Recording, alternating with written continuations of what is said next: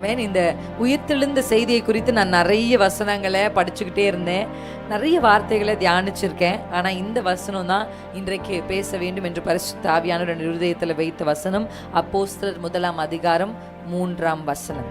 அப்போஸ்தலர் 1ஆம் அதிகாரம் 3ஆம் வசனம் வாசிக்கலாம். அவர் பாடுபட்ட பின்பு 40 நாளளவும் அப்போஸ்தலருக்கு தரிசனமாகி அவர்களுடனே பேசி அநேகம், இந்த வார்த்தை தான் நம்ம ரொம்ப கூர்ந்து கவனிக்கணும், அநேகம் தெளிவான திருஷ்டாந்தங்களினாலே அவர்களுக்கு தம்மை உயிரோடு இருக்கிறவர்களாக காண்பித்தார். அல்லேலூயா, அல்லேலூயா. அவர் உயிரோடு இருக்கிறான்னு நமக்கு தெரியும், தெரியுமா தெரியாதா? ஃப்ளைட்டுன்னு ஒன்று இருக்குன்னு நமக்கு தெரியும். நீங்கள் தான் பார்த்துக்கிட்டே இருக்கீங்களே, எப்படி உங்கள் வீட்டுக்கு மேலே தான் பறந்துக்கிட்டே இருக்கு, கரெக்டாக இல்லைங்களா? இங்கேருந்து நமக்கு தெரியுது ஃப்ளைட்டுன்னு ஒன்று இருக்குது, அது மேலே பறக்குதுன்னு. ஆனால் எல்லாரும் உள்ளே போயிருக்கோமா? இயேசு உயிரோடு இருக்கான்னு தெரியும். அந்த உயிருள்ள தேவனை நீங்கள் சந்தித்திருக்கீங்களா? அல்லேலூயா. அந்த வார்த்தை எவ்வளோ அழகாக இருக்கு பாருங்க, எனக்கு ரொம்ப பிடிச்சிருந்தது அந்த வார்த்தை. அநேகம், 1 2 இல்லை, அநேகம் திருஷ்டாந்தங்கள். அது எப்படி இருக்குன்னா ப்ரூஃப்ஸ். அநேக திருஷ்டாந்தங்கள். உங்களுக்கு அந்த வார்த்தை புதுமையாக இருந்துச்சுன்னா நான் சொல்கிறேன். அநேக ப்ரூஃபுக்கு தமிழ் எப்படி சொல்லுவாங்க? அநேக ஆதாரங்கள். ஆதாரம். அவர் உயிரோடு தான் இருக்காருன்னு நமக்கு தெரியும், ஆனால் அதுக்கு சாட்சி வேணும்ல, ஆதாரம். இப்போ நம்ம அப்படி தானே சொல்கிறோம், இது நடந்துச்சு, யாராவது 2 சாட்சி, ஏதாவது ஒரு ஆதாரம். என்ன ஆதாரம் இருக்குது? இவர் தான் இதை செய்தார் என்பதற்கு என்ன ப்ரூஃப் இருக்குன்னு கேட்குறான், கரெக்டாக இல்லைங்களா? நீங்கள் யோசிச்சு பாருங்கள், ஒரு தகப்பன் மறிச்சுட்டாரு, அந்த தகப்பனுடைய பென்ஷன் பணத்தை பிள்ளை வாங்கணும்னா, ஓ நீங்கள் தான் பிள்ளையா, இந்தாங்க பென்ஷன் பணம், அப்படி கொடுக்க மாட்டாங்க. அவருக்கு நீங்கள் தான் பிள்ளைன்னு வாரிசு சர்டிஃபிகேட் வாங்கிட்டு வாங்கன்னு வாங்க சொல்கிறாங்களா இல்லைங்களா? சார் நான் தான் சார் பிள்ளை அப்படின்னா கூட என்ன பண்ணணும்? கவர்மெண்ட் கிட்ட போனால் நீங்கள் என்ன கொண்டு போகணும்? வாரிசு சர்டிஃபிகேட் கொண்டு போகணுமா, கொண்டு போகக்கூடாதா? அதுதான் திருஷ்டாந்தம், அதுதான் ப்ரூஃப். கவர்மெண்ட் சட்டப்படி, மெடிக்கலி பார்த்தா டிஎன்ஏ டெஸ்ட் எடுக்கலாம், ஆனால் கவர்மெண்ட் சட்டப்படி என்ன எதுதான் செல்லும் கவர்மெண்ட் கிட்டனா? பேப்பர் தான் செல்லும். அல்லேலூயா. அப்போ இயேசு உயிரோடு எழுந்தார் என்பது உண்மை, ஆனால் அநேகம் தெளிவான, அந்த பேப்பர்ல எந்த கிறுக்கலும் இல்லை, எந்த அடித்தல் திருத்தலும் இல்லை.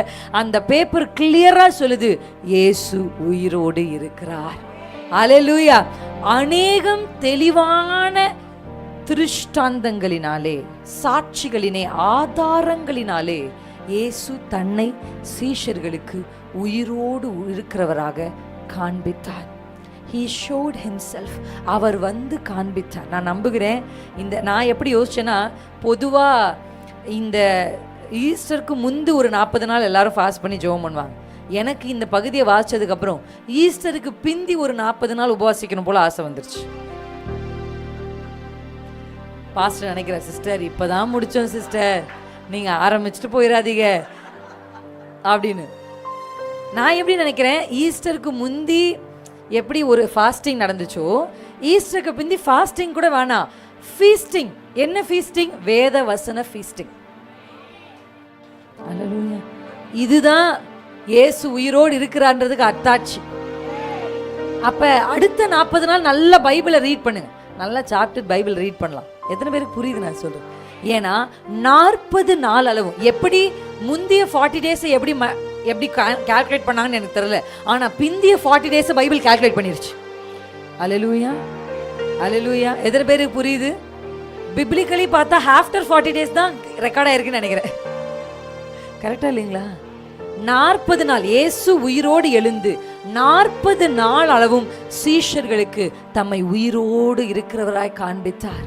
அல்லேலூயா. இந்த நாள் துவங்கி 40 நாள்ல நீங்க அப்பா கிட்ட கேட்கணும், ஆண்டவரே நீர் உயிரோடு இருக்கிறீர் என்பதற்கு என் வாழ்க்கையில் திருஷ்டாந்தங்களை எழுப்புங்க, ஆதாரங்களை எழுப்புங்க, அடையாளங்களை எழுப்புங்க, என் மீட்பர் உயிரோடு இருக்கிறார் என்பதற்கு. அல்லேலூயா. நீங்க கத்திக்கிட்டே தான் இருக்கீங்க, இயேசு இருக்கிறார், இயேசு இருக்கிறார். இயேசு உங்க வாழ்க்கையில இருக்கிறார், இயேசு உங்க தெய்வமா இருக்கிறாருன்றதுக்கு இந்த கூட்டம் முடிந்து எண்ணி சேலஞ்ச் பண்றேன். 40 நாள் கர்த்தரிடத்தில் நீங்க கேட்கணும், இந்த 40 டேஸ்க்குள்ள கர்த்தாவே நீர் காண்பியும், காண்பியும், தெளிவா காமிங்க. அல்லேலூயா, தெளிவா. ஆமென். சில நேரத்தில் உண்மையா சொல்லணும், மனசாட்சியின்படி சொன்னா, சில நேரத்தில் நமக்குள்ள சந்தேகம் வருது, கர்த்தர் நம்ம கூட இருக்கிறாரா? நிச்சயமா அவர் என் கூட தான் இருக்காரா? அவர் நிச்சயமா என்னை நடத்துறாரா? சில நேரத்தில் நமக்கு திகைப்பு வருது, பயம் வருது, கலக்கம் வருது. ஆனா நீங்க ஆண்டவரிடத்துல கேள், நீ என்னோடு இருக்கிறீங்கன்றத நான் மட்டும் இல்லை, என் குடும்பம் பார்க்கணும். நான் என் குடும்பம் மாத்திரம் இல்லை, என் தெரு பார்க்கணும். என் தெரு மாத்திரம் இல்லை, என் இனஜன பந்துக்கள் பார்க்கணும். நான் வேலை செய்கிற இடத்துல இவங்க தேவன் உயிருள்ள தேவன் என்பதை அவர்கள் பார்க்கக்கூடிய தெளிவான திருஷ்டாந்தங்கள், தெளிவான திருஷ்டாந்தங்கள். அல்லேலூயா, அல்லேலூயா.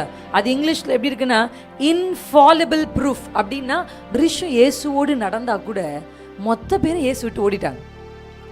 3.5 வருஷம் இயேசுவோடு நடந்தும் கூட பேதுரு இயேசுவை மதிரடித்தார். 3.5 வருஷம் இயேசுவோடு நடந்தும் கூட 30 வெள்ளிக்காசுக்கு யூதாஸ் காட்டி கொடுத்தார். ஆனா இந்த 40 நாளுக்கு அப்புறம் ஒருத்தர் இயேசு விட்டு ஓடல, ஒருத்தர் இயேசுவை மறுதலிக்கல, ஒருத்தர் இயேசு விட்டு பின்வாங்கல. சார், அவர் உயிரோடு இருக்கும்போது 3.5 வருஷத்தை விட அவர் மரித்து உயிர் தெளிந்த 40 நாள் அவர் நிரூபித்த தன்னுடைய அல்லேலூயா. நீங்க விழக்கூடாது. இந்த ஈஸ்டருக்கு அப்புறம் மறுபடியும் அதுல விழக்கூடாது. மறுபடியும் எந்த காரணத்துக்கு கொண்டும் கர்த்தரை விட்டு பின்வாங்க கூடாது. எப்படி இந்த 40 நாள், அதுக்கு முன்னாடி கூட நீங்க வாசிச்சீங்கன்னா கிளியோப்பான்னு ஒரு மனுஷனை குறித்து வேதத்துல வாசிச்சிருப்பேன், யோவான் புத்தகத்துல. அவனும் அவனோடு இருக்கிறவர்களும் என்ன செய்யறாங்கன்னா, எருசலேமை விட்டு எதிர் திசை நடந்து போறான். அவங்க நடந்து போகும்போது அவங்க பேசிக்கிட்டே போறாங்க, என்னன்னா இவர் தான் நம்மளை ரட்சிப்பாரு, காப்பாத்துவாரு. கேஷுவலா சொல்றேன் உங்களுக்கு, அப்படின்னு இவரை நம்பி இருந்தோம். ஆனா இப்படி போயிட்டாரு, இப்படி நம்மளை விட்டுட்டு போயிட்டாரு, அப்படிதான் அவங்க பேசிக்கிட்டே போறாங்க. ஆனா இயேசு அவர்களுக்கு தன்னை காண்பித்தார். அல்லேலூயா. நீ யோசிச்சு பாருங்க, இயேசு தன்னை வெளிப்படுத்தின உடனே அவங்க திரும்பி எருசலேமுக்கு வந்தாங்க.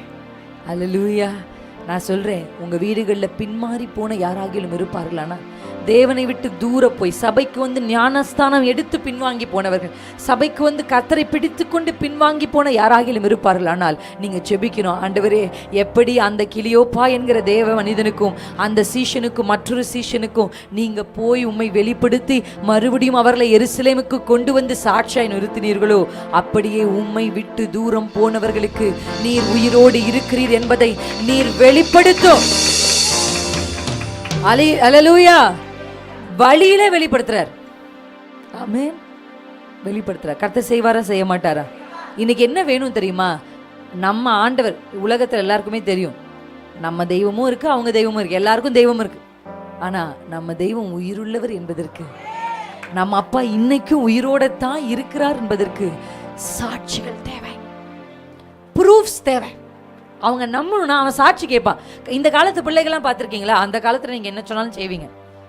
இந்த காலத்து பிள்ளைங்க ஏன் அப்படி செய்யணும்? டே வெள்ளை போடுறா சண்டே அப்படின்னா ஏன் போடணும் கேட்குறாங்களா இல்லையா? அப்படி செய்யாத, ஏன் ஏன் அவங்க கேள்வி எல்லாம் என்னன்னா ஏன். நீங்கள், நான் உங்களுக்கு ஒன்று சொல்லுவேன், பிள்ளைகளுக்கு கற்றுக் கொடுக்கும் போது எதையாவது ஒன்று கற்றுக் கொடுத்தீங்கன்னா காரணத்தோடு கற்றுக் கொடுங்க. அப்படிதான் எங்கள் அப்பா போட்டாரு நீ போடணும், எங்கள் அம்மா போட்டாங்க நீ போடணும், அப்படி சொல்லாதீங்க. பைபிளில் தேடி கண்டுபிடிச்சி காரணத்தை சொல்லுங்க. அல்லேலூயா. அதுக்கு ஒரு காரணம் இருக்குது தம்பி, அந்த காரணம் என்னன்றதை அவங்களுக்கு விளக்குங்க. எதை பிள்ளைகளுக்கு கற்றுக் கொடுத்தாலும் அந்த காரணங்களோடு கற்றுக் கொடுத்தா நாளைக்கு சத்ரு வந்து கேட்கும் போது தெளிவாக என்ன பண்ணுவாங்க? நீ ஏன் இப்படி தான் இருக்கணுமா, அப்படி தான் இருக்கணுமா, ஏன் சினிமா பார்த்தா தப்பு இல்லையே, அதில் நல்ல கருத்தானே சொல்கிறாங்க. பிள்ளை கற்றுக் கொடு, ஏன் பார்க்கக்கூடாது, அது எப்படி நம்ம மனதை கரெக்ட் பண்ணும். அல்லேலூயா. இப்போ இந்த காலத்து தலைமுறைக்கு ஜென்சின்னு சொல்கிறாங்க அவங்கெல்லாம், இல்லை ஜென்சி. இந்த ஜென்சி என்ன சென்னையில் என்ன சொல்கிறாங்கன்னு தெரியல, புள்ளிங்கன்றாங்களா என்ன சொல்கிறாங்க, I don't know what this பிள்ளைங்கோ ஜென்சி என்ன கேட்டகரியாக நீங்கள் இருந்தால் கூட அவங்களுக்கு என்ன வேணும்னா, ஏன் நான் எப்படி நம்புறது? நாங்கள் ஒரு யூத் மீட்டிங்கில் எஸ்தரை பற்றி நான் பேசி முடித்தேன். கொஷின் ஆன்சர் செஷன் அந்த பிள்ளை எழுதி அனுப்புகிறா. எஸ்தர் ஒரு ஹிஸ்ட்ரிக்கல் புக், அது எப்படி என் வாழ்க்கையோட ஒத்து போகும்? எஸ்தர் ராஜா கிட்ட போனால் எஸ்தர் ராஜாத்தியானா அது எப்படி என் வாழ்க்கையில் ஒத்து போகும்? They need proof. அல்லேலூயா. இன்னைக்கு உங்கள் பிள்ளைங்க கர்த்தரை பிடித்து கொள்ளணும்னா அவர் உயிரோடு இருக்கிறார் என்பதற்கு திருஷ்டாந்தங்கள் உங்களிடத்தில் இருக்க வேண்டும். உங்கள் கணவர் இயேசு அண்டை வரணும் அப்படின்னா நீங்கள் ஆராதிக்கிற தேவன் உயிரோடு இருக்கிறார் என்பதற்கு ப்ரூஃப் அவங்களுக்கு கொடுக்க வேண்டும். இந்த உலகம் ரட்சிக்கப்பட்டு உலகத்தில் உள்ள மனிதர்கள் இயேசு அண்டைக்கு திருச்சபை அண்டை ஓடி வரணும்னா அவங்களுக்கு என் ஆண்டவர் உயிரோடு இருக்கிறார் என்பதற்கான ப்ரூஃப், அத்தாட்சி, அடையாளம் அவங்களுக்கு வேணும். நம்மளை கர்த்தர் அதுக்காக தான் எடுத்திருக்கிறார். ஏதோ வாழ்ந்தோம், சாப்பிட்டோம், பிள்ளை பற்றோம், அது ஒரு பிள்ளை பற்றோம், அதுக்கடுத்து ஒரு பிள்ளையை பற்றோம், அந்த பிள்ளையை பார்த்தோம், வளர்த்தோம், ஸ்கூலில் சேர்த்தோம், கட்டி வச்சோம், கொடுத்தோம், முடித்தோம் அப்படின்னு போய் சேர்றதுக்கு மட்டும் நம்ம வாழ்க்கையை கர்த்தர் கொடுக்கல. அல்லேலூயா. நான் இந்த சமீபத்தில் சரீரத்தை குறித்து தியானிக்கும் போது ஒன்று படித்தேன். நம்ம சரீரம் கர்த்தரை மகிமைப்படுத்துவதற்கு கர்த்தர் நமக்கு கொடுத்தது. அல்லேலூயா. அப்போ இந்த சரீரத்தில் வாழ்கிற நாட்களில் எப்படி ஆகிலும் கர்த்தரை மகிமைப்படுத்த வேண்டும். ஆமென். எத்தனை பேர் செய்வீங்க? நீங்கள் ஆண்டவர்கிட்ட என்ன கேட்கணும்னா, ஆண்டவரே நீர் என்னோடு இருக்கிறீர் என்பதற்கு தெளிவான ப்ரூஃபை இந்த வருஷம் எனக்கு கொடுங்க. அதாவது தெளிவான ப்ரூஃப்னா நான் சொல்லிட்டேன், இன்ஃபாலிபிள் ப்ரூஃப்னா மறுக்க முடியாத அடையாளம். இல்லை இது கடவுள் இல்லாமல் நீ கும்பிடுற சாமி இல்லாமல் வேற யாருமே உனக்கு செஞ்சிருக்காது அப்படின்னு சொல்ற அளவுக்கு உங்கள் வாழ்க்கையில் அடையாளங்களாய் அற்புதங்களாய் கர்த்தர் உங்களை நிறுத்துவார். எத்தனை பேர் நம்புறீங்க? மறுக்க முடியாத அடையாளங்கள். நீங்க ஆண்டவர்கிட்ட கேட்கணும், வெறித்தனமா ஜெபம் பண்ணுங்க. நீங்க உயிரோடு இருக்கிறீங்கன்றத, நீங்க என்னுடைய தேவன்றத ஒருத்தரும் மறுக்கவே முடியாது. இது யாருக்குமே நடக்காது. அல்ல, எங்ககிட்ட நிறைய பேர் அதை சொல்லியிருக்காங்க, இந்த வார்த்தையை சொல்லியிருக்காங்க. இது யாருக்குமே நடக்காது. இப்படிலாம் கர்த்தர் உங்களோடு இருக்கிறதுனால தான் கர்த்தர் உங்களுக்கு நடத்தினார். பல பேர் இந்த சாட்சி எங்ககிட்ட சொல்லியிருக்காங்க. அல்லேலூயா, ஆமேன். அப்படி நான் நம்புகிறேன். உங்களை பார்த்து சொல்லணும், இது யாருக்கும் யூஸ்வலாக நடக்காது, ஆனால் உங்களுக்கு நடந்திருக்கு. பொதுவாக இது யாருக்கும் அப்படி பண்ண மாட்டாங்க, ஆனால் உங்களுக்கு பண்ணியிருக்காங்க. அல்லேலூயா, அல்லேலூயா. என்னுடைய தங்கச்சியை சாட்சி பாஸ்டர் நேற்று சொல்லும் போது நான் உட்காந்தோன்னே யோசித்தேன், என் தங்கச்சி பற்றி கொஞ்சம் சாட்சி சொல்ல மறந்துட்டேன் அப்படின்னு. என் தங்கச்சி குறித்த சாட்சியில் என்னை ரொம்ப ஆச்சரியப்படுத்தினது என்ன தெரியுமா? பாஸ்டர் நேற்று பிரசங்கிக்கும் போது சொன்னாங்க, கர்த்தரை தேடுவதில் உறுதியாக இருங்க. அப்போ வேலைக்கு போயிட்டு இருந்தா, என்ன வேலைன்னா இந்த அந்த பேர் மறந்துட்டேன், ஒரு சூப்பர் மார்க்கெட்ஸில் தான் ஒர்க் பண்ணி தான் பிள்ளைங்க என்ன பண்ணுவாங்க, படிக்கிற நம்ம பிள்ளைங்க மாதிரிலாம் கிடையாது, படிக்கிற காலம் வரையும் ஜாலியாக இருந்துட்டு அதுக்கப்புறம் வேலைக்கு போகிறது இல்லை. வெளிநாட்டில் ஒரு குறிப்பிட்ட வயசுக்கு அப்புறம் பிள்ளைகள் வேலை செய்து அவங்க தான் அவங்கள பார்த்துக்குவாங்க. பேரண்ட்ஸ் ஹெல்ப் பண்ணுவாங்க. அதனால வீட்டில் ரொம்ப செல்லம் கொடுத்து பிள்ளையை கெடுக்கக்கூடாது. பெண் பிள்ளைகளுக்கும் ஆண் பிள்ளைகளுக்கும், பெண் பிள்ளைகளுக்கு மட்டும் கிடையாது, பெண் பிள்ளைகளானாலும் ஆண் பிள்ளைகளாலும் வீட்டில் கொஞ்சமாவது எதையாவது கற்றுக்கணும். அல்லேலூயா, ஆமென். கற்றுக்கணும். அது ஒரு அதாவது எதுவுமே தெரியாதுன்றத ரொம்ப கெத்தாக இந்த காலத்தில் இருக்கும். எனக்கு சுடு தண்ணி தான் வைக்க தெரியும், அது ஒரு கெத்தா? அது ஒரு கெத்தான விஷயமா? எனக்கு எதுவுமே தெரியாது, இது ஒரு சீன். இப்போ எல்லாரும் சீன் போடுறது, எனக்கு எதுவுமே வராது, எனக்கு எதுவுமே தொழையாது, எங்கள் அப்பா எங்கள் அப்படி தான் வளர்த்தாங்க அப்படின்னு சொல்லி. இதெல்லாம் கெத்தான விஷயமே இல்லை. ஒரு நாள் நீங்கள் ஏதோ ஊருக்கு போயிட்டா அந்த பிள்ளை கிடுகிடுன்னு ஒரு சமையல் செய்கிறதுக்கு, அந்த பிள்ளைக்கு சமையல் செய்யணும்னா அது ஒரு அடிமைத்தனம். பெண்ணை மறுபடியும் சமையக்கரைக்குள்ள தள்ளுகிறீர்களா அப்படின்லாம் போராடாதீங்க. சமையல் என்பது அடிமைத்தனம் அல்ல. சமைப்பது என்பது லைஃப் ஸ்கில். எப்படி சொல்கிறது தமிழில்? Life skill. அது நீ வாழணும்னா சோறு சாப்பிடணும், சோறு சாப்பிடணும்னா சமைக்கணும், அவ்வளோதான், சிம்பிள். அம்மா ஒரு நாள் உடம்பு சரியில்லாமல் தலைவலின்னு படுத்தா அந்த பிள்ளை கிடுகிடுன்னு ஒரு உப்புமாவாவது கிண்டணுமா கிண்டக்கூடாதா? இது என்ன பெண் அடிமைத்தனம்? ஆண்களுக்கு தான் சொல்றேன். திடீர்னு மனைவி கல்யாணம் பண்ணிட்டு ஏதாவது மல்லிகை சும்மா உடம்பு சரியில்லைன்னா எப்பவுமே ஹோட்டலே வாங்க முடியாது, ஏதாவது ஒன்று சமைக்க கற்றுக்கோங்க, வீட்டை அதை பண்ண கற்றுக்கோங்க. அப்படிதானே? கரெக்டாக இல்லையா? எதுவுமே தெரியாதுன்றது ஒரு கெத்து கிடையாது. அது உண்மையாகவே அது ஒரு வெத்தான விஷயம். அதனால் அதில் நீங்கள் ரொம்ப கெத்து பண்ணாதீங்க. இந்த அடுத்த தலைமுறைகள் லைஃப் ஸ்கில்லை கற்றுக்கோங்க. பெரிய பெரிய பணக்காரர்கள்லாம் அவங்க வீட்டில் வேலைக்காரர்கள் இருந்தால் கூட தங்களுடைய பிள்ளைகளை சின்ன சின்ன வேலைகளை செய்ய வைப்பாங்களாம். பணக்காரருடைய ஆட்டிடியூட் என்னன்னா, நம்ம வேலையை நம்ம செய்யணும்னு நினச்சி வளர்ப்பாங்களா பிள்ளைகள். அல்லேலூயா. பணக்கார் மாதிரி காமிச்சிக்கணும்னு நினைக்கிறவங்க தான் பிள்ளைகளை வேலையை செய்ய விட மாட்டாங்க. நம்ம பிள்ளைகளை சிம்பிள் சைனாலாம் போனால் டாய்லெட் கழுவுறது, ஸ்கூல் பெருக்கிறது, என் பிள்ளை எப்படி ஸ்கூலை பெருக்க விட்டாங்கன்னு சண்டை கட்டிட்டு ஓடிடுவீங்களே. ஆனால் அங்கெல்லாம் பிள்ளைகள் எப்படி வளர்கிறாங்கன்னா அவங்கவுங்க விஷயங்களை அவர்கள் செய்து கொள்ள அவர்களை ஸ்கூல்லேருந்தே பழக்கப்படுத்துகிறாங்க. நம்ம ஸ்கூலிங்லேயே மாற்றணும்னு நினைக்கிறேன் நான். அதெல்லாம் மாற்றணும். எத்தனை பேருக்கு புரியுது? ஆமாம். அப்போ நம்ம பிள்ளைகளை வளர்க்கும் போதும் என்னென்ன கற்றுக் கொடுக்கணுமோ அதை தான் என்ன பண்ணுங்க, கற்றுக் கொடுத்து வளங்க. அப்போ தான் பிள்ளைகள் என்ன பண்ணுவாங்க. அப்போ என்னுடைய தங்கச்சி அங்கே வேலை செய்யும் போது வெளிநாட்டில் எல்லாருமே பார்ட் டைம் வேலை செஞ்சு தான் என்ன பண்ணுவாங்க.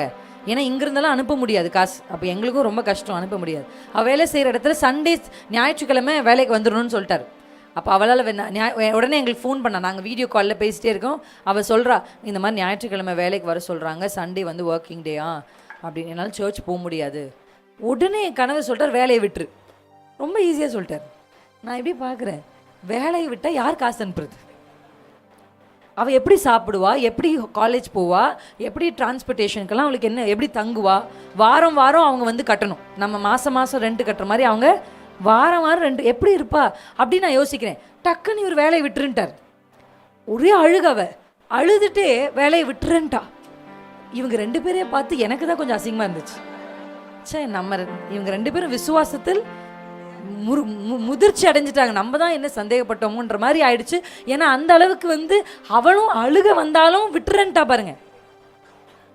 போய் நின்று இருக்கா மேனேஜர்கிட்ட, நான் விட்டுறேன், என்ன இல்லை I am not coming to work. ஏன் என்னாச்சு? இல்லை சண்டேஸ் என்னால் வர முடியாது.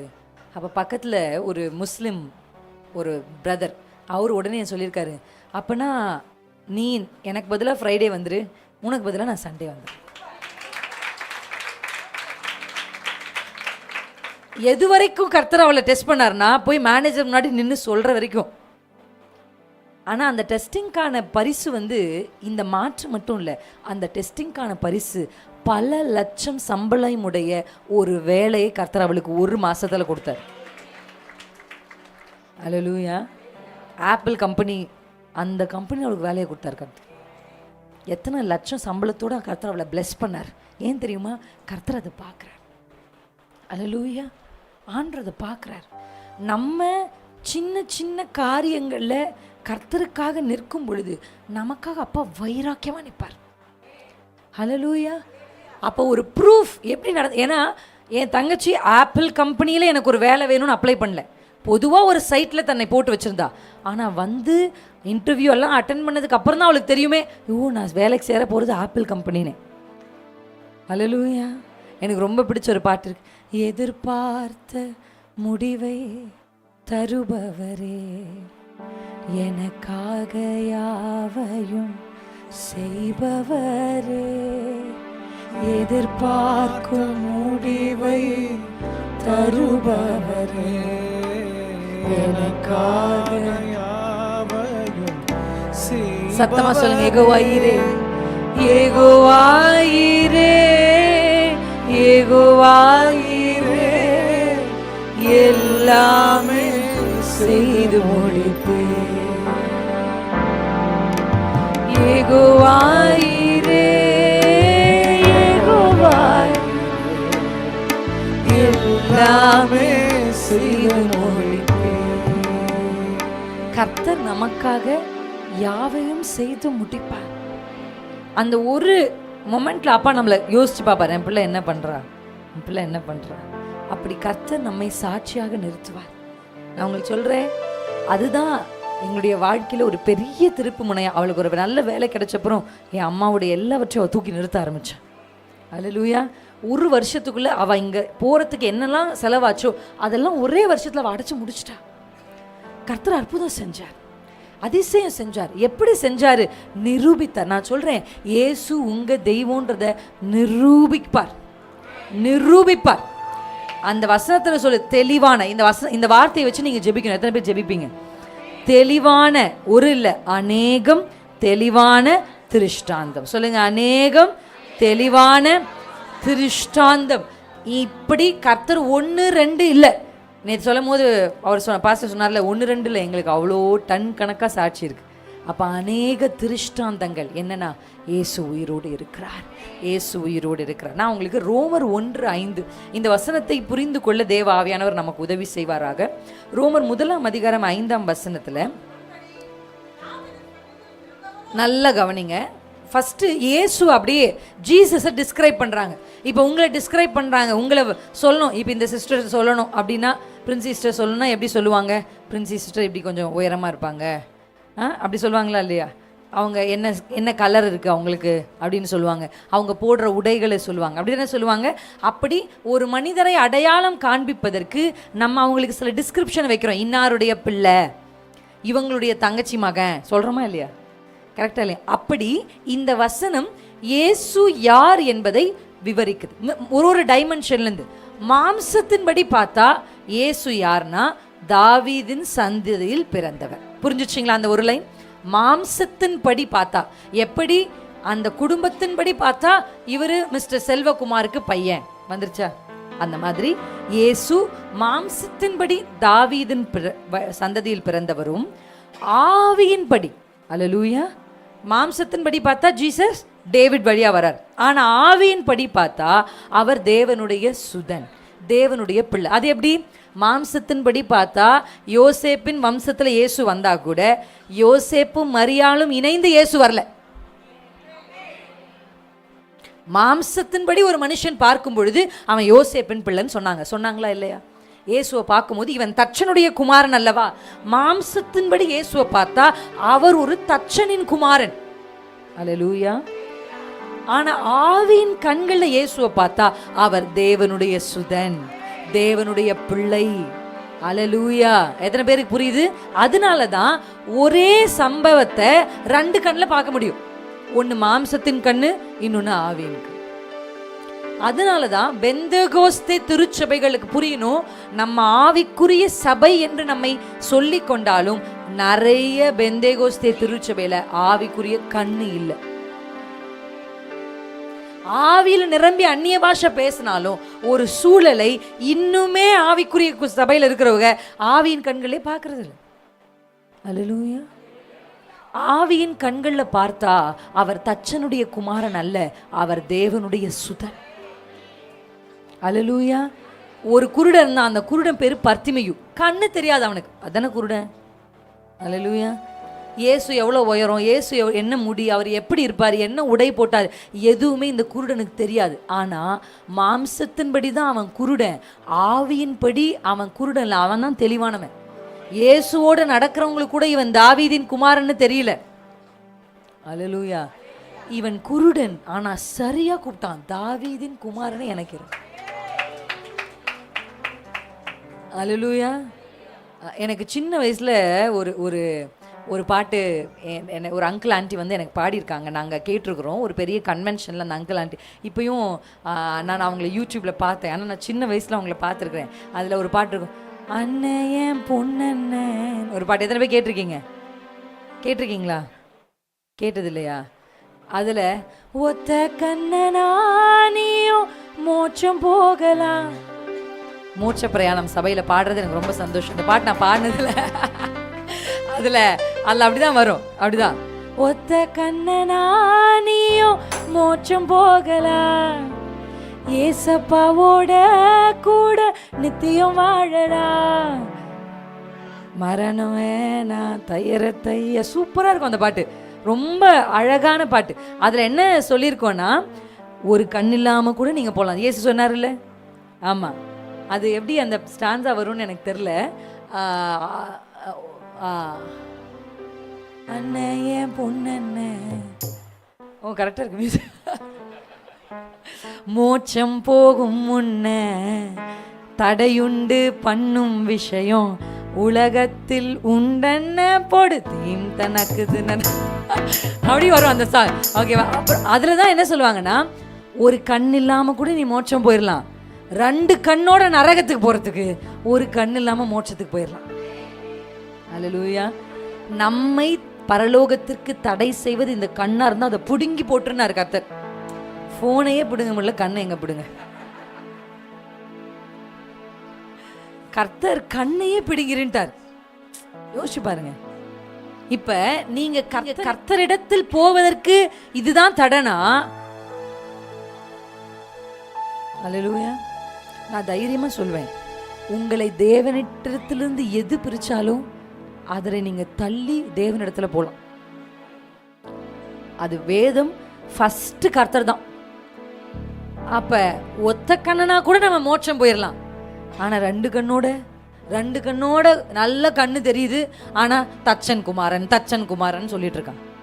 வேதத்தை படிச்சு பரிசெயர் சதுசெயர்னு அங்கெல்லாம் போட்டு குள்ளெல்லாம் போட்டு நடக்கிறது பெரிய விஷயம் இல்லை. இயேசுவை இன்னும் இயேசு தேவனுடைய சுதன்னு பார்க்குற கண்ணு இல்லை. ஆனா அந்த குருடனுக்கு மாம்ச கண் இல்லைங்க, ஆனா ஆவிக்குரிய கண்கள்ல இவன் தேவனுடைய குமாரன் என்று. அல்லேலூயா. ஆண்டவர்கிட்ட நீங்க ஜெபிக்க வேண்டிய ஜெபம் என்ன தெரியுமா? உங்க பிரச்சனை மாறதுக்கு முன்னாடி அந்த பிரச்சனையை பார்க்குற என் பார்வை மாறட்டும் ஐயா. அல்லேலூயா, அல்லேலூயா. மாம்சத்தின்படி அவர் தாவீதின் குமாரன், ஆனால் ஆவியின்படி அவர் தேவனுடைய சுதன். இந்த ரெண்டு புரிஞ்சுச்சிங்களா?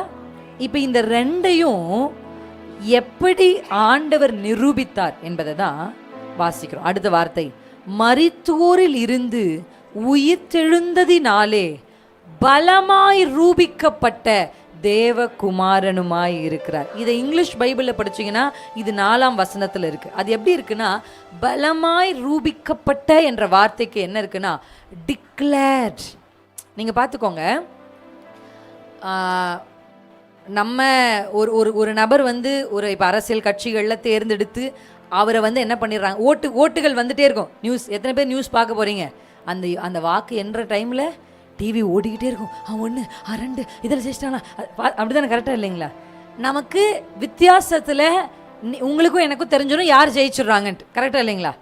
அந்த ஓட்டு எண்ணிக்கைகள் வந்து கொண்டே இருக்கும் போதே உங்களுக்கு தெரிஞ்சிடும் இவர் தான் என்ன பண்ணிட்டார், இந்த தொகுதியில் இவர் தான் ஜெயிச்சிட்டாரு, இத்தனை பேர் ஜெயிச்சதுனால இந்த கட்சி ஜெயிச்சிருச்சு. நமக்கு தெரிந்தாலும் அதுக்குன்னு ஒரு நாளை குறித்து அவங்களை எல்லாரும் நிறுத்தி அவங்கள டிக்ளேர் பண்ணுறாங்க, இவர் தான் அடுத்த தமிழ்நாட்டின் முதலமைச்சர், இவங்க தான் அடுத்து இந்த எல்லைக்குரிய பிரதிநிதிகள், பண்ணுறாங்களா இல்லையா? அறிவிக்கிறாங்க, கரெக்டாக இல்லை? அதான் டிக்ளரேஷன். இப்போ இயேசு தேவனுடைய சுதன்தான், தாவீதின் குமாரன் தான். ஆனால் அதை டிக்ளேர் பண்ண விஷயம் எதுனா அவர் உயிரோடு எழுந்தது. அவர் உயிர்த்தெழுதல் என்னன்னா அவரை நிரூபித்தது, இவர் தேவனுடைய குமாரன் தான் பா. அல்லேலூயா. ப்ரூஃப் பண்ணுச்சு.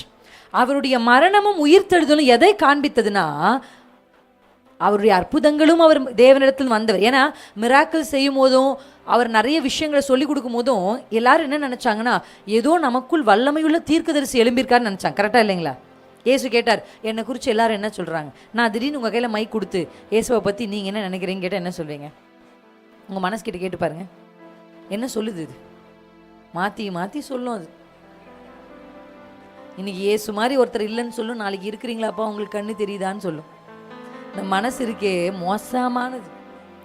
அல்லேலூயா. அதனால என் மனசு சொல்கிறத நான் நம்புறதில்ல, இது என்ன சொல்லுதுன்னு கேட்பேன். வேதம் எது சொல்லுதோ அதுதான் சரி. இந்த மனசு எதையாவது மாற்றும். இன்னைக்கு ஒன்று சொல்லும், நாளைக்கு ஒன்று சொல்லும், 4 நாளைக்கு ஒன்று சொல்லும். யார் மனசு? உங்கள் நம்பன்னு பொதுவாக சொல்லாது, என் மனசு. எதுக்கு எடுத்தாலும் நாங்கள் இப்படி பொதுவாக பர்சனலைஸ் பண்ணி என் மனசு தான் சிஸ்டர், மோசமான மனசு சிஸ்டர். அது நான் சொல்கிறேன் என் மனசு மோசமானது தான். யாராவது நல்லது செஞ்சால் என்ன சொல்கிறோம் உடனே, ஐயோ அந்த அக்கா மாதிரி வருமா, தங்கம் அந்த அக்கா இல்லைன்னா என் வாழ்க்கையே என்ன இருக்குமோன்னு சொல்லுவோம். அடுத்து நீங்கள் ஒரு 1000 ரூபாய் கேட்கும்போது அந்த அக்கா இல்லைம்மான்னு சொன்னா அதெல்லாம் ஒரு மனுஷியா வச்சுக்கிட்டே இல்லைன்னு சொல்லுது. இதெல்லாம் எங்கே உருப்பட? யார் சொன்னா? திருப்பியும் நம்ம தான் சொல்றிய, நம்ம மனசு. ஆனால் மனசு சொல்கிறது அல்ல. அவங்க கேட்டாங்க, ஏசு கேட்டார், என்னப்பா சொல்கிறாங்க எல்லாரும்?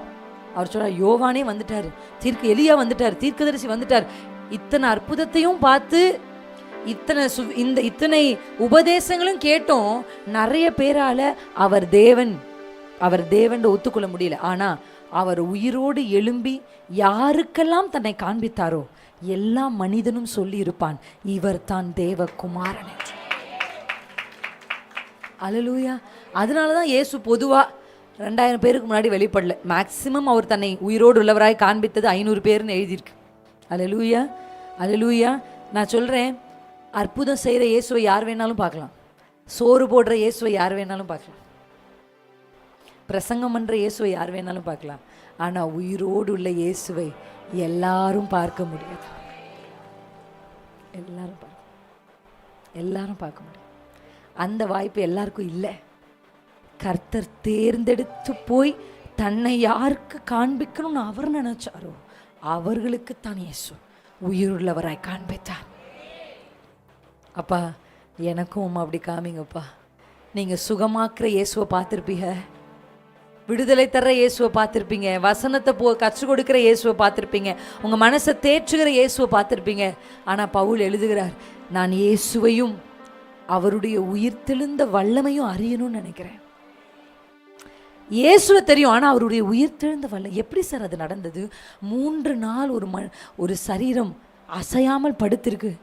3ஆம் நாள் அது அப்படியே ஜீவன் பெற்று மறுபடியும் எழும்பி மகிமையின் சரீரத்தை தரித்து கொண்டு வந்து நிற்கிற. எப்படி சார்? மனித மூளைக்கு அப்பாற்பட்டதை அந்த கல்லறைகளுக்குள் என் கர்த்தர் செய்து முடித்தார். அல்லேலூயா. நான் சொல்லுவேன், உலகத்துக்கு வேணா மரணமும் கல்லறையும் பயத்தை உண்டாக்கலாம். ஆனால் கிறிஸ்தவர்களுக்கு அது பயப்படுற விஷயம் இல்லை, அது ஒரு ஆச்சரியத்தை உண்டு பண்ணுற விஷயம். அல்லேலூயா, ஆமென். இயேசு வரும்போது நம்மளும் ஒரு மகிமையின் சரீரத்தை பெற்றுக்கொள்ள போகும். அல்லேலூயா. மகிமையின் மேல் மகிமை அடைந்து ஒரு மறுரூபமாக்கப்பட்ட சரீரத்தோடு தேவனோடு கூட. அல்லேலூயா. எப்படி இருக்கோ யோசிச்சு பாருங்க. அல்லேலூயா, ஆமென். அல்லேலூயா, அல்லேலூயா, ஆமென். வர்ணிக்க எந்த நாவு போதாதையா, வர்ணிக்க எந்த இன்ப இயேசு ராஜாவை நான் பார்த்தால் போதும், மகிமையில் அவரோடு நான் வாழ்ந்தால் போதும். ஆசையா இயேசு ராஜாவை நான் பார்த்தால் போதும், மகிமையில் அவரோடு நான் வாழ்ந்தால் போதும். நித்தியமா மோட்ச வீட்டில் சேர்ந்தால் போதும், மோட்ச வீட்டில் சேர்ந்தார். அல்லேலூயா, கூட்டத்தில் நான் மகிழ்ந்தால் போதும், அல்லேலூயா, கூட்டத்தில் நான் மகிழ்ந்தால் போதும். அல்லேலூயா. ஆசை எல்லாம் நீங்க சொல்லணும். எத்தனை பேருக்கு நான் சொன்ன வரி புரிஞ்சிச்சு? உயிர் தெழுந்த தேவனை பார்க்கணும். அது எல்லாருக்கும் கிடைக்கிற வாய்ப்பு இல்லை, ஒரு சிலருக்கு தான் கர்த்தர் கொடுப்பார். அந்த ஒரு சிலர்ல நீங்களும் நானும் இருக்கணும். பரலோகத்துக்கு போகிற வாசல் பெரிய வாசல் இல்லை, சுவிசேஷ கூட்டங்களுக்கு 10,000 பேர் வரலாம். அல்லேலூயா. உங்களுக்கு புரியுதா நான் சொல்றது? ஆமென். ஒரு பெரிய தடபுடலா ஒரு இதுக்கு எத்தனை ஆயிரம் பேர் வேணாலும் வரலாம். ஆனா பரலோகத்துக்கு போகிற வாசல் நெருக்கம்னு போட்டிருக்க. அல்லேலூயா. அது வழி நெருக்கமா இருக்கும். எல்லாரும் அதில் போக விரும்ப மாட்டாங்க.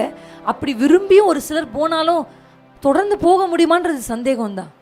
ஆனால் எது அவர்களை அந்த நெருக்கத்தின் பாதையில் கொண்டு போனது? ஒரு பக்கம் அப்போஸ்தலர்கள் வழியாக அற்புதங்கள் அடையாளங்கள் நடந்துச்சு, 5000 பேர் வந்தாங்க, எத்தனையோ மிராக்கிள்ஸ் நடந்தா கூட இன்னொரு பக்கம் அப்போஸ்தலர்களை வாசிங்க, எவ்வளவு பாடுகளை பட்டாங்க. அல்லேலூயா. அடிச்சு அனுப்புனாங்க, துன்புறுத்தினாங்க, சிறைகளில் போட்டாங்க. ஆனால் இவைகள் எல்லா நெருக்கத்திலும் பேதுரு தேவனை மறுதலிக்கவே இல்லை. ஏன் தெரியுமா? அவர் உயிருள்ள தேவனை பார்த்தார், மரித்து உயிர்த்த தேவனை பார்த்தார். என் ஆசை என்ன தெரியுமா? திருச்சபையில் இருக்கிற ஒவ்வொருவரும் மரித்து உயிர்த்தெழுந்த தேவனை பார்க்கணும். அதை பார்த்த ஒருத்தரும் தேவனை விட்டு பின்வாங்கவே முடியாது. அதை பார்த்த ஒருத்தரும் எந்த நெருக்கத்திலும் கர்த்தரை கேள்வி கேட்க மாட்டாங்க. கர்த்தருக்காக பாடுபடுவதை எழுதியிருக்கு. நீங்கள் அப்போஸ்தலர் வாசிங்க. அவங்களுக்காக நாம் பாட அனுபவிப்பது நமக்கு கிடைத்த மேன்மைன்னு நினைச்சு சந்தோஷத்தோட அடி வாங்கிட்டு வந்தாங்களாம். அல்லேலூயா. அந்த அடி அவர்களுக்கு வலியை கொடுக்காம அந்த அடி அவர்களுக்கு சந்தோஷத்தை கொடுத்தது. ஏன்னா இது பாக்கியம்னு நினைச்சாங்க. இயேசுக்காக அடி வாங்கிறது பாக்கியம் நினைச்சாங்க. யார் அப்படி நினைச்சா தெரியுமா? அவர் உயிரோடு இருக்கிறவராய் அவர் யாருக்கு தன்னை வெளிப்படுத்தினார் அவர்கள் உறுதியாய் கர்த்தருக்குள்ள இருந்தார். அப்ப சபையே, உயிருள்ள தேவனை பார்க்கணும். இதுவரையும் நீங்கள் அந்த தெய்வத்தை பார்த்தீங்களான்னு எனக்கு தெரியல. இதுவரையும் அந்த வல்லமையை உணர்ந்தீங்களான்னு எனக்கு தெரியல. இதுவரையும் அப்படி ஒரு இருதயம். நான் இந்த வசனத்தை நான் வாசிக்கும் போது அந்த உயிருள்ள தெய்வம், நான் ஒரு ப்ரீச்சர் இப்படி பேசி கேட்டேன். நிறைய பேர் இன்னும் பாவத்தை என்ன பண்ணலன்னா, பாவத்துக்கு சாகலை, பாவத்தை கண்ட்ரோல் தான் பண்ணுறாங்க. உங்களுக்கு புரியுது நான் சொல்கிறது? It's a restriction. அவங்க தங்களை ஓகே நம்ம பார்க்கக்கூடாது, அது ரெஸ்ட்ரிக்ஷன். ஐயோ நம்ம பார்த்துடக்கூடாது, இப்படி வருது அப்படின்னா ஒரு போஸ்டர் வருதோ ஒரு வீடியோ வருதோ அதை நம்ம நம்ம பார்த்துடக்கூடாது. அது ஜெயம் இல்லை, அது செல்ஃப் கண்ட்ரோல். பாவத்தை ஜெயிக்கிறதுனா அது முன்னாடி வந்து நின்னா கூட உன்னால என்னை தீட்டுப்படுத்தவே முடியாது, ஓரமா போ. ஹல்லேலூயா. அதுதான் ஜெயிச்சது. இயேசு ஜெயிச்சார் அப்படின்னா அவர் அப்படியே ஐயோ அப்படின்னு சகிக்கல, எதையுமே அவர் ஜெயிச்சார். ஹல்லேலூயா, ஹல்லேலூயா. கிறிஸ்தவர்கள் அந்த நிலைக்கு வரணும் சார், அந்த லெவலுக்கு வரணும். ஏன்னா எபேசியர்ல வாசிக்கிறோம், அவர் உயிரோடு இருந்து பிதாவின் வலது பாரிசத்தில் என்ன பண்றாரு, வீற்றிருக்கிறார். அதே இடத்துல தான் கர்த்தர் நம்மையும் உன்னதங்களில் உட்கார செய்திருக்கிறார். நீங்க சபைக்குள்ள வெளியே இருக்கும்போது நீங்க எங்க இருந்தீங்கன்னு எனக்கு தெரியாது, ஆனா சர்ச்சுக்குள்ள வந்த உடனே நீங்க எங்க இருக்கீங்க தெரியுமா? உன்னதங்கள்ல உட்கார வச்சிருக்காரு, உன்னதங்கள்ல. அப்ப உன்னதங்கள்ல உட்கார்ந்து இருக்கிறவங்களுக்கு கீழே எல்லாமே ஒண்ணுமே இல்லை சார். நான் நிறைய வசனங்கள் இதுக்கு எடுத்துட்டு வந்தேன். மத்தேயு 12, யோவான் 2 எழுதுறவங்க எழுதி வச்சுக்கோங்க. மத்தேயு 12 38 41 வரையிலும், யோவான் 2 18 22 வரையும். இந்த வசனங்களை 2 பகுதியில் வாசிக்கும் பொழுது பரிசேயர்களும் சதுசேயர்களும் ஆண்டவரிடத்துல வந்து அடையாளத்தை கேட்குறாங்க. என்ன கேட்குறாங்க? நீர் தான் தேவனா, நீங்க தான். ஏன்னா ஆண்டவர் பண்றதை பார்த்தா இருக்கு, அவர் பேசுறதை பார்த்தா இல்லை. அற்புதங்களை பார்க்கும்போது ஓகே, சாதாரணமாக ஒரு மனுஷன் அற்புதத்தை இப்படி செய்ய முடியாதுன்னு அவங்களுக்கு தோணுது. ஆனால் அவர் பேசுகிறத பார்த்தா எல்லா தோராக்கு எதிராக பேசுகிற மாதிரியே இருக்கு அவங்களுக்கு. அப்போ நீர் தான் கிறிஸ்துனா ஒரு அடையாளத்தை காமிங்க அப்படின்றார். அதுக்கு ஆண்டவர் சொல்கிற ஒரு அடையாளம் என்ன தெரியுமா? யோனாவின் அடையாளத்தையே அல்லாமல் வேறு அடையாளம் உங்களுக்கு இல்லை. நான் கிறிஸ்துன்றதுக்கு எதுக்கு அடையாளம் தெரியுமா? 3 நாள் நான் கல்லறைக்குள்ளே போய் வெளியே வருவேன், அதுதான் நான் கிறிஸ்து என்பதை நீங்கள் அறிந்து கொள்வதற்கு உங்களுக்கு ஒரு அடையாளம். ஹல்லேலூயா. வேதத்தில் வாசிக்கிறோம். இப்போ தான் நம்ம ஓசன்னா ஓசன்னான்னு பாடணுமா இல்லையா? கழுது மேலே இயேசு ஏறி வந்தாரா? வந்தார். வந்த உடனே ஏறி உள்ள எங்கே வந்தார்? நேராக எருசலேமுக்கு வந்தாருன்னு தெரியும். எருசலேமில் எங்கே போனார் அவர்? ஃபஸ்ட்டு கழுது மேலே ஏசு. அப்படிதான் பாதியிலே ஏசு விட்டு வந்துட்டிங்களா? இதுதான் கிறிஸ்தவங்க கிட்ட இருக்க பெரிய பிரச்சனை. கொண்டாட்டத்தில் இருப்பார்கள், கொண்டாட்டம் முடிந்து காணாமல் போயிடுவார்கள். எப்படி நல்லா ஓசனா ஓசனான்னு எல்லாமே இருந்தோம்ல. அப்போ ஏசு எங்கே போனார்? ஓகே ஆண்டவரே ஜாலியாக இருந்துச்சு, பாய் பாய், நல்லா ஜாலியாக இருந்துச்சு, குருத்தோலை பிடிச்சோம், ட்ரெஸ் எல்லாம் சூப்பர் சூப்பர். இப்போ எருசலேமுக்குள்ளே வந்தார். எங்கே போனாருன்னா ஆலயத்துக்கு போனார்.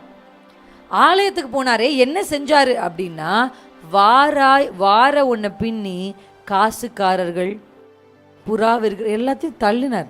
இயேசு யாரையும் அடிக்கல, விரட்டினார். நல்லா புரிஞ்சுக்கணும். இயேசுவே அடிச்சாருன்னு நிறையா பெற்றோர்கள் என்ன பண்ணுறாங்க, நீங்கள் முறுக்கிட்டு அடிக்காதீங்க, இயேசுவே பின்னுனாரான்னு நீங்கள் பின்னாதீங்க. இயேசு பின்னி யாரையும் அடிக்கல, விரட்டினார். அல்லேலூயா, அல்லேலூயா. எல்லாரும் சிரிக்க முடியாமல் சிரிக்கிறாங்க. ஐயோ அடிச்சு போட்டனே பிள்ளைய, அடித்ததுக்கப்புறம் இவ்வளோ சொல்கிறாங்களே அப்படின்னு நினைக்கிறீங்களா? பின்னி அவர் விரட்டினார். விரட்டி கொண்டிருக்கும் பொழுது இப்போ பரிசேயர்கள் சதுசேயர்கள் வந்து கேட்குறாங்க, எந்த அதிகாரத்தில் நீங்கள் வந்து சர்ச்செல்லாம் அப்படி பண்ணிட்டு இருக்கீங்க? அப்படி தானே? திடீர்னு நான் சர்ச்சுக்குள்ளே வரேன்னு வச்சுக்கோங்க, வந்து இதை எடுத்து அங்கே போட்டு தம்பி, இதை எடுத்து அங்கே வை அப்படின்னு சொன்னால் நீங்கள் என்ன பாஸ்டர் என்ன கேட்பார்? நீங்கள் யார்? நீங்கள் என்ன எங்கள் சர்ச்சில் வந்து இது அங்கிட்டு வை இது எங்கிட்டு வை, நீங்கள் யார் சொல்கிற கேட்பாரா கேட்க மாட்டாரா? அப்படி தான் அவங்க கேட்டாங்க. நீர் எந்த அதிகாரத்தில் வந்து சபையில் இதெல்லாம் தேவாலயத்தில் இதை செய்கிறீங்க அப்படி கேட்குறார். அப்போ நம்ம வாசிக்கலாம் யோவான் 2ஆம் அதிகாரத்தில் இதற்கு. அப்போ அந்த 2:18 வாசிக்கும் போது முந்தைய ஓகே அது நம்ம ரொம்ப முந்தைய வசனத்தை படிக்க நேரம் இல்லை. இவைகளை செய்கிறீரே, இதற்கு என்ன அடையாளத்தை எங்களுக்கு காண்பிப்பீர் அப்படின்னு மறுபடியும் அடையாளத்தையே கேட்டாங்க. உடனே இயேசு அவங்களுக்கு என்ன அடையாளம் சொன்னார் தெரியுமா? இந்த ஆலயத்தை இடித்து போடுங்கள், 3 நாளுக்குள்ளே இதை எழுப்புவேன் அப்படின்னார். அவர் எதை குறித்து சொன்னார்னா தன்னுடைய சரீரத்தை குறித்து சொன்னார். அப்படிதானே பைபிள் இருக்குது. ஆனால் இதில் முக்கியமான ஒரு வசனம் என்ன தெரியுமா? 2:22 வாசிச்சா, அவர் இப்படி சொன்னதை அவர் மரித்தோரில் இருந்து எழுந்த பின்பு அவருடைய சீஷர்கள் நினைவு கூர். அவர் அப்போ பேசும்போது அவங்களுக்கு புரியல, அப்புறமா புரிஞ்சிச்சு. இதை தான் இயேசு சொன்னார் 3 நாளுக்கு அப்புறம். எது அடையாளம்? எது அடையாளம்? தேவன் மனுஷகுமாரன் அவர் தான். என்ன அடையாளம்னா அவருடைய மரித்து உயிர் தெழுந்தது தான் அடையாளம். அல்லேலூயா. நம்ம எல்லாருக்கும் தெரிஞ்ச ஒரு மனிதர் யோசேப்பு, தெரியுமா தெரியாதா? யோசேப்பு மரித்து விட்டாருன்னு தான் யாக்கோபு என்ன பண்ணாரு? நினச்சிட்டு இருந்தார். ஆமாம் தானே? அவ்வளோதான். எவ்வளோ துக்கத்தோடு இருந்தார். பென்யமீனை ரொம்ப பாதுகாத்தார். ஏன்னா நமக்கு ஒரு பிள்ளை போயிடுச்சு, இந்த பிள்ளையாவது நம்ம என்ன பண்ணோம்? பாதுகாக்கணும். ஆனால் அந்த வசனத்தில் வாசிக்கிறோம் ஒரு அழகான வார்த்தை இருக்குது பாருங்க. ஆதியாகமம் 45:26 யோசேப்பு உயிரோடு இருக்கிறான், அவன் எகிப்து தேசங்களெல்லாம் அதிபதியாய் இருக்கிறான் என்று அவனுக்கு அறிவித்தார்கள். அவன் இருதயம் மூர்ச்சை அடைத்து அவன் அவர்களை என்ன பண்ணலனா, திடீர்னு வந்து உங்க பிள்ளை இதே குரூப்பு தான் என்ன சொன்னாங்க? யோசேப்பு மறிச்சிட்டான். அதே குரூப்பு தான் சொன்னாங்க யோசேப்பு உயிரோடு இருக்கிறான். எத்தனை பேருக்கு புரியுது? அல்லேலூயா. உங்களை குறித்து அவதூறு பேசினாங்களா? உங்களை குறித்து மற்றவங்கிட்ட தவறாக சொன்னாங்களா? நீங்கள் செய்யாத ஒன்றை நீங்கள் செஞ்சதா சொன்னாங்களா? நீங்கள் பேசாத ஒன்றை நீங்கள் பேசினதா சொன்னாங்களா? உங்களுக்கு நடந்த ஒன்றை திரிச்சு பேசினாங்களா? இயேசுவின் நாமத்தினாலே எந்த வாய் அவன் மரித்து போனான்னு சொன்னதோ அதே வாய் வந்து தன் தகப்பனிடத்தில் அவன் உயிரோடு இருக்கிறான் என்று சொன்னான். அல்லேலூயா. எந்த சேவகர்கள் மரித்த சடலத்தை காத்து கொண்டிருந்தார்களோ அதே சேவகர்கள் தான் போய் சொன்னாங்க, இப்போ அங்க அந்த சரீரம் இல்லை. அல்லேலூயா. அல்லேலூயா. எத்தனை பேருக்கு புரியுது? ஆமென். அதனால நீங்க அவங்க மேல வருத்தப்பட்டுக்காதீங்க. யோசேப்பு எப்படி தன் சகோதரன் மேல வருத்தப்படலையோ வருத்தப்படாதீங்க. அவங்க அப்படி பேசினாங்கன்னு உங்க காதுல விழுந்தோன்னு நீங்க என்ன சொல்ல தெரியுமா? இதே வாய் ஒரு நாள் சொல்லும், நான் அதை பேசல, நான் அப்படி பண்ணல. நான் கர்த்தர் செய்வார். ஏன்னா செஞ்சிருக்கார். யோசேப்புக்கு செஞ்சிருக்கார். யோசேப்புக்கு செஞ்சவர் உங்களுக்கும் செய்வார். ஃபர்ஸ்ட் சொன்ன உடனே அவர் நம்பல. ஆனா அடுத்த வசனங்களை வாசிக்கும் பொழுது அவர் 24 வாசிச்சோன்னா, சாரி 27 வாசிச்சோன்னா, அவர்கள் யோசேப்பு தங்களுடனே சொன்ன வார்த்தைகள் யாவையும் அவனுக்கு சொன்ன போதும் தன்னை ஏற்றி கொண்டு போகும்படி யோசேப்பு அனுப்பின வண்டிகளை அவன் கண்டபோதும் உயிர்த்தது. அல்லேலூயா. அல்லேலூயா. இந்த வசனத்தை நான் வாசிக்கும் போது நான் இப்படி தான் ஜெபம் பண்ணேன். அல்லேலூயா. இயேசு உயிரோடு இருக்கிறார் அப்படின்றதுக்கு அதை நம்புவதற்கும் அதை ஏற்றுக்கொள்ளுவதற்குமான சில வண்டிகளை கர்த்தர் உங்களுக்கு அனுப்புவார். அந்த வண்டியை பார்க்கும்போது தான் அவருக்கு புரியுது. என்ன? இல்லை யோசேப்பு உயிரோடு தான். அல்லேலூயா. உங்கள் ஆண்டவர் உயிரோடு தான் இருக்கார். அதற்கான சில வண்டிகள் உங்கள் வாசல்களுக்கு முன்பாக வரும். அதற்கான சில ஆதாரம், ப்ரூஃப் அதை பார்த்த உடனே புரிஞ்சிருச்சு. நான் நிறைய இதுக்கு இந்த ப்ரூஃப் பற்றி நிறைய எடுத்துகிட்டு வந்தேன். எனக்கு நேரம் இல்லைண்ணா. அப்படி ஒரு ப்ரூஃப் அதை பார்த்த உடனே யாக்கோபு புரிஞ்சுக்கிட்டான், இல்லை நம்ம பிள்ளை சாகலை. ஏன்னா அது எகிப்திலிருந்து வந்த ஒரு வண்டி, பரலோகத்திலிருந்து உங்களுக்குரிய தேவைகள். நேற்று தினத்தில் நாங்கள் பேசி முடிச்சுட்டு அப்புறம் நான் போய் கொஞ்சம் சபையை குறித்து தியானிச்சுட்டு அப்படியே யோசிச்சுட்டு இருந்தேன். அப்போ தான் நினச்சேன், ஆண்டவரே நாங்கள் சொல்கிறோம் நெருக்கத்துலேயும் கர்த்தரை பிடிக்க சொல்கிறோம், ஆனால் அவங்க தேவைகளை நீங்கள் நிச்சயம் சந்திக்கணும் அப்படின்னு உங்களுக்காக ஜெபிச்சேன். ஆமென். அல்லேலூயா. நிச்சயம் உங்கள் வாழ்க்கையில் ஆண்டவர் தான் உங்களுக்கு செஞ்சாங்க. நீங்கள் அப்படி ஜெபம் பண்ணுங்க. நீங்கள் தான் செஞ்சீங்க. மரித்து விட்டார் என்று நினைத்த அந்த யோசேப்பின் கைகளினாலே ஒரு வண்டி அனுப்பப்பட்டிருக்கிறார். அல்லேலூயா. அப்படி தான் உங்கள் வாழ்க்கையிலும் கர்த்தர் உங்களுக்கென்று சில காரியங்களை, அடையாளங்களை நீங்கள் ஆண்டவர்கிட்ட கேளுங்க. அப்பா எனக்கு நீங்கள் இதை செய்யுங்க, எனக்கு ஒரு பிள்ளை தாங்க. எதுக்கு பிள்ளை? சும்மா வளர்த்து அதுக்கு பிள்ளை பிறக்கும், அதுக்கு பிள்ளையா? இல்லைப்பா, நீங்கள் உயிரோடு இருக்கிறீங்கன்றது இந்த உலகம் பார்க்கணும். அல்லேலூயா. ரொம்ப அழகாக நம்ம யோபுவை வாசிக்கிறோம். யோபு சொல்கிறாரு, என் மீட்பர் உயிரோடு இருக்கிறார். அவர் நெருக்கத்தில் அவருக்கு ஒன்று தெரியும், என் பிள்ளை செத்து போயிடலாம், எனக்கு இருந்த ஆடு மாடுகள் செத்து போகலாம், எனக்கு இருந்த பேரெல்லாம் போயிடலாம், ஆனால் என் ஆண்டவர் இன்னும் உயிரோடு இருக்கிறார். எது போனாலும் உயிருள்ள தேவன் அவரோடு இருந்ததுனால அவர் இழந்த எல்லாவற்றையும் அவர் திரும்ப பெற்றுக்கொண்டார். இன்றைக்கும் நீங்கள் நல்லா புரிஞ்சுக்கணும், உங்கள் ஆண்டவர் உயிரோடு தான் இருக்கிறார். எது நடந்தாலும், ஒருவேளை உங்கள் வீடுகளில் நடந்த சில மரணங்கள், உங்களுக்கு நேசம் உள்ளவர்கள், நீங்கள் நேசித்த ஒருத்தர் அவங்க மரித்தது உங்களுக்கு வருத்தத்தை உண்டாக்கியிருக்கலாம். ஆனால் நான் சொல்கிறேன், உங்கள் ஆண்டவர் இன்னும் உயிரோடு தான் இருக்கிறார். அவர் இன்னும் உயிரோடு இருக்கிறார். அவர் உங்களோடு வாழ்ந்து கொண்டிருக்கிறார். அவர் உங்கள் நடுவில் இருக்கிறார். அவர் உங்களுக்கு அடையாளங்களை காண்பிப்பார். அவர் காண்பிப்பார். அப்படிதான் பைபிள் சொல்லுது. அவங்க கேட்கல, ஆனால் அவரே அநேக திருஷ்டாந்தங்களினாலே தன்னை உயிரோடு இருக்கிறவராக காண்பித்தார். நம்பாத மனுஷன் தோமா, அவன் காண்பித்தார், என் கையில் இருக்கிற ஓட்டையை பார். அல்லேலூயா. ஆனால் இந்த மரியாளுக்கு கையில் இருக்கிற ஓட்டையெல்லாம் வேணாம். என்ன கூப்பிட்டார் மரியாள்? மரியாளே, அந்த வார்த்தையே அவளுக்கு தெரியும், அது இயேசுதான். அதான் லவ். அல்லேலூயா. கூடவே இருக்கலாம் சார், ஆனால் எல்லாரும் லவ் பண்ண மாட்டாங்க. உண்மைதானே? கணவன் மனைவி ஒன்றா வாழ்கிறதுனால 2 பேரும் நேசிக்கிறாங்களான்னு கேளுங்க. இல்லை, சமுதாயத்தில் பேர் கெட்டு போயிடக்கூடாதுன்னு பாதி பேர் ஒன்றாவே வாழ்கிறாங்க. இன்றைக்கி நிறைய பேர் பிள்ளை பெற்றுக்கிறது எதுக்கு தெரியுமா? எனக்கு ஒரு பிள்ளை இல்லைன்ற அந்த அடையாளம் இருக்கக்கூடாது தான் பிள்ளை பெற்றுக்கிறாங்க. ஏன்னா பிள்ளையை பற்றிட்டு யாருமே வளர்க்குறதில்ல, அது பாட்டுக்கு வளருது. நான் அதுதான் சொல்லுவேன், ஒரு விஷயத்தை நம்ம வாங்குறது எதுக்குன்னா சமுதாயத்துக்காக தான். கேளுங்க, உங்களுக்கு எதுக்கு இது வேணும்? உள் மனசில் போய் பார்த்தா பாதி பேர் பிள்ளை வளர்க்குறதே அடுத்த வீட்டுக்கு நிரூபிக்கிறதுக்கு தான். எனக்கு ஒரு பிள்ளை இருக்குது, என் பிள்ளை இப்படி நான் வளர்த்துட்டேன்னு சமுதாயத்துக்கு முன்னாடி மெச்சிக்கிறதுக்கு தான் பிள்ளையை வளர்க்குறாங்க. அந்த பிள்ளையை கர்த்தருக்கு பயபக்தியாக வளர்க்கணும்னா கேட்டால் இருக்காது, இன்டென்ஷன்ஸே இருக்காது அதெல்லாம். அல்லேலூயா. எதற்கு அற்புதம்? நீங்கள் உயிரோடு இருக்கீங்க, இந்த உலகம் பார்க்கணும். என் அப்பா உயிரோடு இருக்கிறார். இன்றைக்கி நீங்கள் ஒரு முடிவு எடுங்க, ஆண்டவரே என் வாழ்க்கையில் அடையாளங்கள் தோன்றணும், என் வாழ்க்கையில் ப்ரூஃப் வேணும் நீங்கள் உயிரோடு இருக்கீங்க. என் மனசுக்கு தெரியும், ஈசாக்குக்கு தெரியும் கர்த்தர் கூட இருக்கிறாருன்னு. ஆனால் ஈசாக்கினுடைய சத்துருக்கள் தெரியணும்னா ஈசாக்கு எங்கே தோண்டினாலும் தண்ணி வரணும். அல்லேலூயா. கரெக்டாக இல்லைங்களா? பஞ்ச காலத்தில் ஈசாக்கு விதை விதைத்து 100 மடங்கு பலன் வந்ததுனால தான் சொன்னாங்க ஈசாக்கோட கர்த்தர் இருக்கிறார். பஞ்ச காலமே வரக்கூடாதுன்னு ஜெபம் பண்ணாதீங்க. பஞ்ச காலம் வந்தாலும் அதில் 100 மடங்கு பலன் வரணும். அப்போ தான் சொல்லுவாங்க உன் கர்த்தர் உன்னோடு இருக்கிறார். அடையாளம் என்பது பிரச்சனை இல்லாத வாழ்க்கை அல்ல, அடையாளம் என்பது பிரச்சனையிலும் நிற்கிற வாழ்க்கை. அல்லேலூயா. அடையாளம் என்பது அலைகள் இல்லாத கடல்கள் அல்ல, அடையாளம் என்பது அலைகளுக்கு நடுவிலும் அசையாத படகு. தெரிஞ்சுக்கணும், பிரச்சனை இல்லாத வாழ்க்கையில கிறிஸ்தவர்களுக்கு பிரச்சனை இருக்கும் சார், ஆனால் அது நடுவில் நான் நிற்பேன் சார், என்னை கர்த்தர் நிற்க வைப்பார். அவர் அநேக திருஷ்டாந்தங்களை உங்களுக்கு என்று எழுப்பி தருவார். அநேக வண்டிகளை உங்கள் வீடுகளுக்கு நேராக அனுப்புவார். அதை கண்டவுடனே என் கர்த்தர் உயிரோடு இருக்கிறார் என்பதை நீங்கள் உணரும்படி, உங்கள் ஆவி உயிர்ப்பிக்கப்படும்படி.